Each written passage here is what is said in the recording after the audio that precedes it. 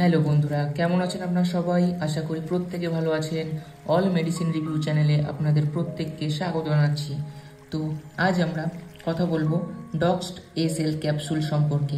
এই ক্যাপসুল কেন খাবেন, কিভাবে খাবেন ও তার পার্শ্ব প্রতিক্রিয়া নিয়ে। প্রথমেই বলে রাখি, ডক্সড এসএল ক্যাপসুল কি। ডক্সড এসএল ক্যাপসুল হলো প্রেসক্রিপশন ওষুধ, যা টেস্টাসাইক্লিন শ্রেণীর অ্যান্টিবায়োটিকের অন্তর্গত। এটি প্রাথমিকভাবে ব্যাকটেরিয়ার বৃদ্ধিকে বাধা দিয়ে বিভিন্ন ধরনের ব্যাকটেরিয়া সংক্রমণের চিকিৎসার জন্য ব্যবহৃত করা হয়।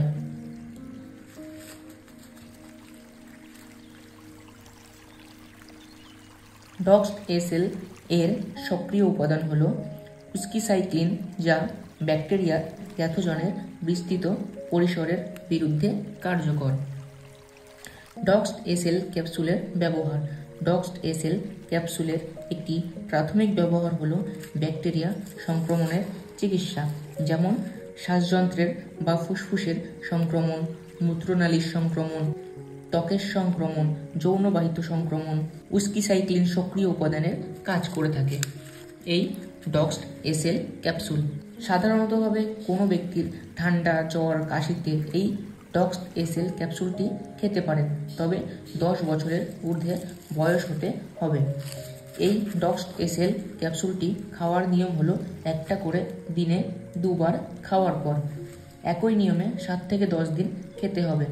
ডক্টর রেড্ডি কোম্পানির এই ক্যাপসুলটির মূল্য মাত্র 133 টাকা। এই ডক্সড এসএল ক্যাপসুলের কিছু কিছু পার্শ্ব প্রতিক্রিয়া দেখা যায়, যেমন বমি বমি ভাব, অম্বল, ডায়রিয়া, হালকা মাথা ঘোরা, অ্যালার্জি ইত্যাদি। গর্ভবতী মহিলারা এই ক্যাপসুল খেতে পারবেন না, এমনকি বুকের দুধ খাওয়ানো মহিলারাও এই ক্যাপসুল খেতে পারবেন না। মদ্যপান করা ব্যক্তিরা মদ্যপান অবস্থায় এই ডক্সড এসএল ক্যাপসুল না খাওয়াই ভালো। ডক্সড এসএল ক্যাপসুল খাওয়ার আগে অবশ্যই একজন ডাক্তার বা ফিজিশিয়ানের পরামর্শ নেবেন। তো আজকের এই ভিডিওটি যদি আপনাদের ভালো লেগে থাকে, তাহলে অবশ্যই আমাদের অল মেডিসিন রিভিউ চ্যানেলটিকে সাবস্ক্রাইব করে পাশে থাকা বেল নোটিফিকেশনটি অন করে দেবেন, যাতে এই ধরনের ভিডিওর আপডেট সবার প্রথমে আপনার কাছে যায়। ভালো থাকবেন, সুস্থ থাকবেন, দেখা হবে পরবর্তী কোনো ভিডিওতে।